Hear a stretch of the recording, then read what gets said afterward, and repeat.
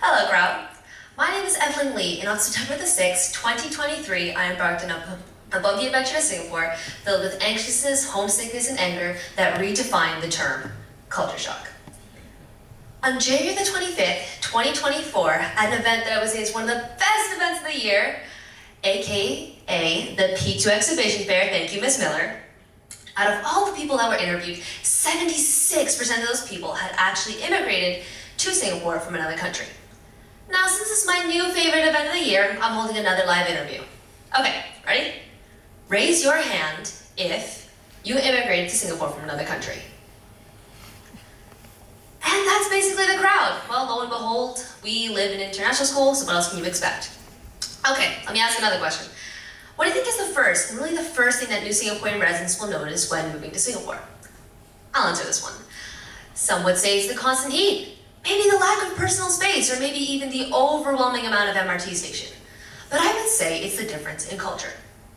You don't believe it's the difference in culture? I can give you an example. Take a vacation, for example, even just a short one. It can lead you to experience this phenomenon we call culture shock, where the person feels perhaps uncertain, anxious, or lost as a result of living in a new environment. And in fact, there are a lot of factors that make up culture shock. But right now, I want to talk about one of the biggest factors, and that is in terms of language. Now, before coming here to Singapore, I lived in Canada, an English-predominant country. When I go on vacation, I go somewhere close, like in the Americas, an English-predominant country. But now living in Asian countries, there are languages here that I can't even start to comprehend. Now, I come from Chinese heritage, so it isn't crazy to see a bunch of Chinese Mandarin-speaking people. But the problem is, living in Canada, most of those people were still very, very fluent in English. Now, hold on, I'm not saying that Singaporeans aren't fluent in English. Most are, as a result of one of Singapore's national languages being English. Wrong. But I'm talking about the countries around us. Japan, Malaysia, Thailand, they have adapted languages that I can't even start to comprehend. I mean, I can't ask for directions, I can't order food myself, I can't even ask for the washroom, it's ridiculous. And on that note, talking more about language, I also want to talk about my experience here at CIS. I have a lot of Chinese friends, okay? By the way, not just people who look Chinese, people who actually know how to speak Chinese. Because lo and behold, I can't speak Chinese. So whenever I hang out with them, wherever I walk with them, they usually like to converse among themselves in Chinese. So, though they try their best to include me within their conversations, it's more within their comfort zone to speak in their first language. And because this country, it's Malay, Tamil, there's a lot of different cultures. It can make someone, it can put pressure upon someone to feel a part of the community. On that note, I want to say sometimes it doesn't just matter about the language, because even the English is different too. I mean, you've heard an accent, right? Unless you've been living under a rock, but I guess I can give you a short example. Hello, my name is Evelyn. I come from Canada, and after 10 years of doing French, I still cannot properly do a French accent. And though the accent isn't the best, you can tell I'm different, right? It's not very common to hear a French accent here. You can tell that maybe I don't fit in. And that's because each country, they'll have their own languages, they'll have their own ways of speaking, they'll have their own accents, they'll have their own slang. I mean, you've heard a Singaporean accent, right?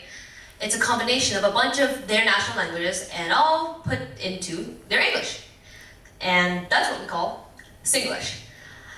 I mean, I think I've heard can more times here than I've heard in my entire life. And on that note, I want to talk a little bit more about, other factors that can influence culture shock. Smaller factors. For example, moving workplaces, you can experience culture shock. Changing communities, you can experience culture shock. Adopting a new religion, a new culture, you can experience culture shock, but also changing schools. In fact, for a majority of the student population here, changing schools was probably one of the most prominent changes you felt other than language. Rather from those who moved from another country, even those who moved from the recently closed to John Kutong campus to here. Moving a new country, just the shock of moving away, leaving friends and family, it can lead you to experience this anxiousness and uncertainness that almost challenges the original model of life you lived with before. The model of life you're used to back in your old country, back where you lived before. This model is also challenged by the curriculum as an Asia-based IB school. The food they serve, how it functions. These feelings, the challenge of the model, it can almost lead you to have unstabilized your feelings. These feelings unstabilized can, in fact, they cause many problems for the students of CIS. They can lead to mental strain, they can lead to poor mental health. And in fact, that's the reason why I've seen so many kids leave CIS, even after a few months of studying here. No matter how nice and friendly the environment is, because of this failure to cope, because of these bottled up feelings inside, as a result of this culture shock. So now turns to the final topic. How do I almost stop culture shock? And to that, I guess you could do, what most people tell you, oh, you'll get rid of it eventually. But to that I say, that's more than I can tell you, because I'm still trying to figure out myself. I mean, some might like to take up a sport, they play their home country. Some might like to be adventurous and like to talk to new people, while some people might enjoy a simple, relaxing at-home hobby. And that's because everyone responds differently to a changing environment. Everyone responds differently to relocation. And it's with this, you can finally learn to cope.